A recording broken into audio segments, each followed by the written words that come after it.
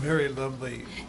Well, I would hazard to guess that a lot of people have not seen a mandolin orchestra in these days.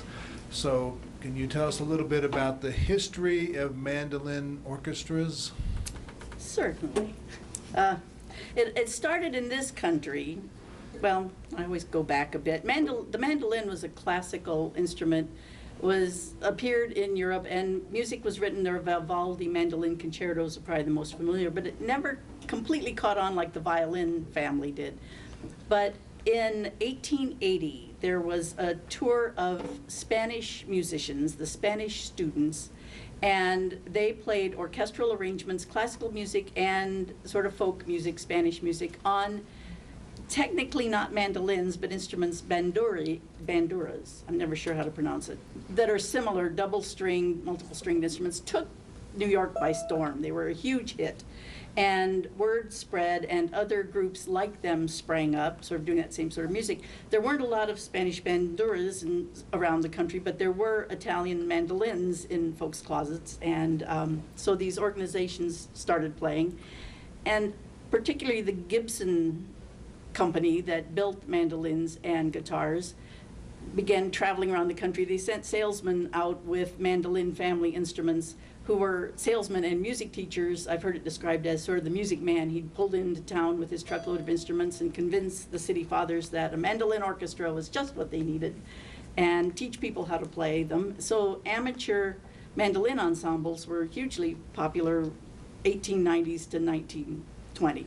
I have a newspaper clipping from the Illinois Wesleyan student paper of 1899 about the Glee Club and Mandolin Ensemble that played a fabulous concert.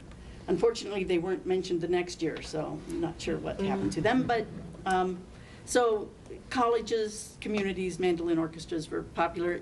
Lots of music was written, arranged for it. Popular songs were arranged.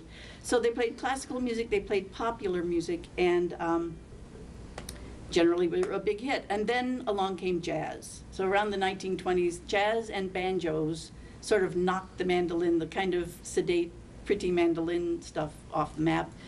Obviously the mandolins survived. They survived in old-time music and string band music, where I think since it's tuned like the fiddle, the fiddlers kind of played mandolin too.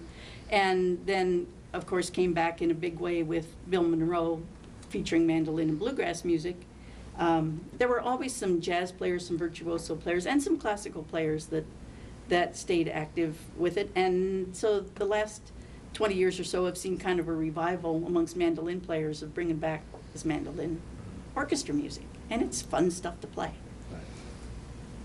And are you gonna do some Italian mandolin? Yes, we'll sort of Since it's an Italian instrument. feature the Italian heritage of mandolin, because it was originally a mandolin or an Italian instrument. We've got a set of 3 Italian songs. The first one, Nina, is very lovely but very sad. When we have a vocalist here to sing you the song, the gentleman goes to visit his sweetheart, and no matter how much noise he makes, she's sleeping, and no matter how much noise he makes, she doesn't seem to open her eyes, and there are candles around her bed, and it's very sad. But then we'll cheer things up with El Bacio, which is the kiss, and finally the ever fun-loving Funiculi Funicula. 1, 2, 3, 4.